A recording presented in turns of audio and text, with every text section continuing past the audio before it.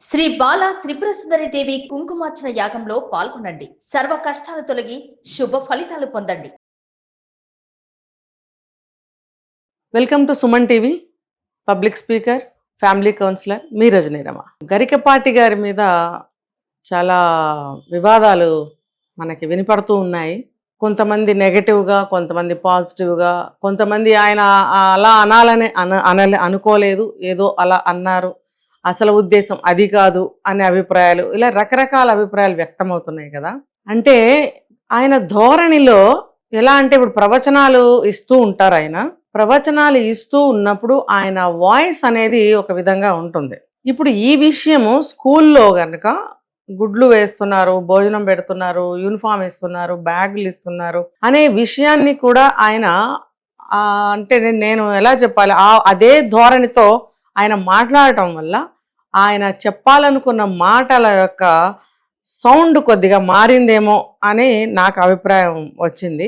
ఏది ఏమైనా ఆయన చదువు ఇంపార్టెంట్ కదా, చదువు ముఖ్యం కదా, చదువుకోవాలనుకున్న వాళ్ళకి ఇవన్నీ అవసరమా, దానివలన స్కూల్లో ఎంత టైం వేస్ట్ అవుతుంది, అవన్నీ ఇంటి దగ్గర నుంచి ఏర్పాటు చేసుకోవాలి, లేకపోతే చదువు మానేసి కూర్చోండి, మధ్యాహ్న భోజనం అనేది మిథ్యానం అయిపోతుంది అంటే ఏంటంటే చదువు అనేది మిథ్య అయిపోతుంది ఈ తిండి గొడవలో పడి. ఇలా ఆయన మనసులో భావాలని ఆయన కొంచెం వేరే ధోరణిలో చెప్పడం వలన ఇంకొక అర్థాలు అనేవి అందరికీ వ్యక్తీకరణ జరగటం అనేది అయింది.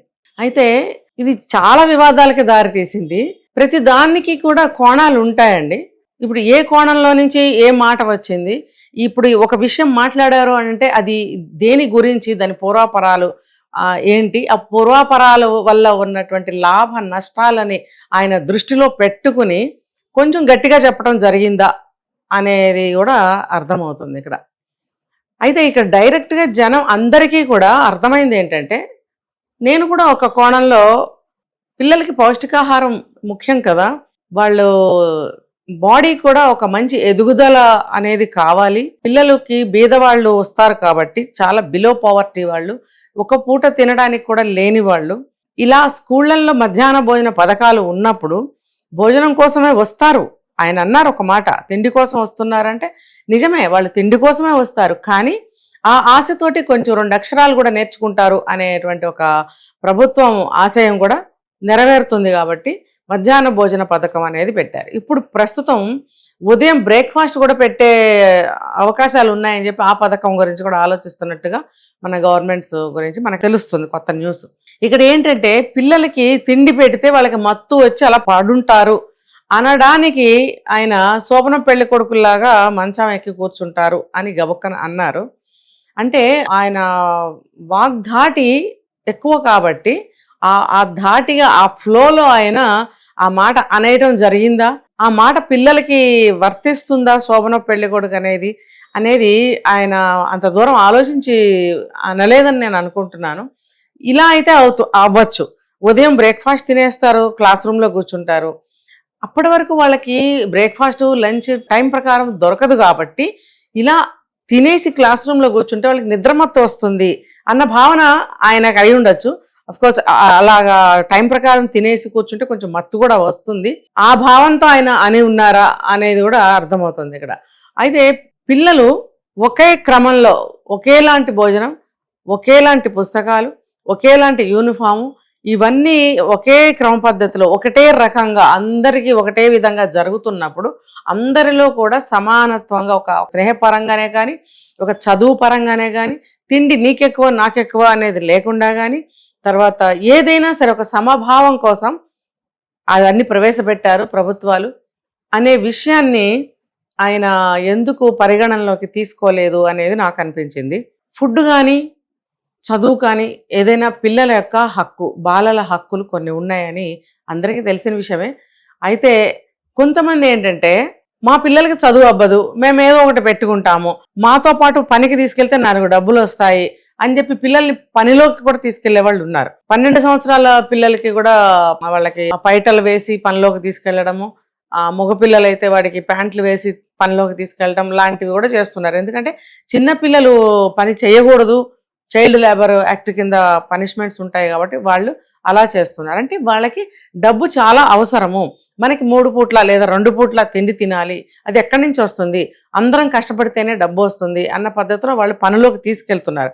అలా తీసుకెళ్లడం వలన వాళ్ళ యొక్క చురుకుదనము, వాళ్ళలో ఉన్నటువంటి తెలివితేటలు, స్కిల్స్ అన్ని మరుగున పడిపోతాయి. సో గవర్నమెంట్ ఏం చేసిందంటే వాళ్ళకి సకాలంలో ఒక ఫుడ్ అందిస్తే 4 అక్షర ముక్కలు నేర్చుకుంటే, ఇప్పుడు చూడండి గవర్నమెంట్ స్కూల్స్లో కూడా పెద్ద పెద్ద డాక్టర్స్ అయిన వాళ్ళు ఉన్నారు, అక్కడ చదివిన వాళ్ళు, అలాగే పెద్ద పెద్ద స్థాయిల్లో స్థిరపడిన వాళ్ళు ఉన్నారు.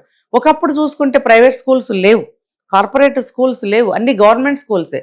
ఆ స్కూల్స్లో చదువుకుని ఒక పెద్ద స్థాయిలో నిలబడిన వాళ్ళు ఈ రోజున ఉన్నారు. అంటే ఆ స్టాండర్డ్స్ వేరు. అయితే ఇప్పుడు గవర్నమెంట్ స్కూల్స్లో ఈ పథకాలన్నీ పెట్టడం వల్ల ఈ కింద స్థాయి పని వాళ్ళ దగ్గర నుంచి టీచర్స్ వరకు కూడా వాళ్ళు అదే పనిలో నిమగ్నం అయ్యి టైం వేస్ట్ చేస్తున్నారు. వీళ్ళకి చదువు ఎప్పుడు బోధిస్తున్నారు అనేది ఆయన ఆవేదన కూడా నాకు కొద్దిగా అర్థమైంది. నేను ఈ మధ్య కొన్ని స్కూళ్ళకి స్పీచ్ ఇవ్వడానికి వెళ్ళినప్పుడు అక్కడ నేను మధ్యాహ్న పథకం భోజనాలు అనేవి చూశాను, పర్టికులర్గా అడిగాను కూడా. నేను నిజంగానే అక్కడ అందరూ ఆ వడ్డించడాలు, పెట్టడాలు, సరిగ్గా తిను అనడాలు ఇవన్నీ కూడా జరుగుతున్నాయి. తర్వాత ఈ ఆయన అన్నట్టుగా ఈ లెక్కలు చూసుకోవడానికే వాళ్ళకి టైం సరిపోతుంది. అంటే లెక్కలు చూడవలసిన అవసరం కూడా అక్కడ ఉంది. ఎంతమంది పిల్లలు ఉన్నారు, ఫుడ్ ఎంత వస్తుంది, ఎంతమంది తిన్నారు, ఎంత వేస్ట్ అవుతుంది, ఇవన్నీ కూడా వాళ్ళు లెక్కలు చూసుకోవాల్సిన అవసరం ఉంది. కానీ దానికోసం టీచర్లు, ప్రిన్సిపాల్స్ కసరత్తు చేయాల్సిన అవసరం లేదు. దానికోసం ఏదైనా ఒక ఎంప్లాయీని పెట్టుకుంటే సరిపోతుంది.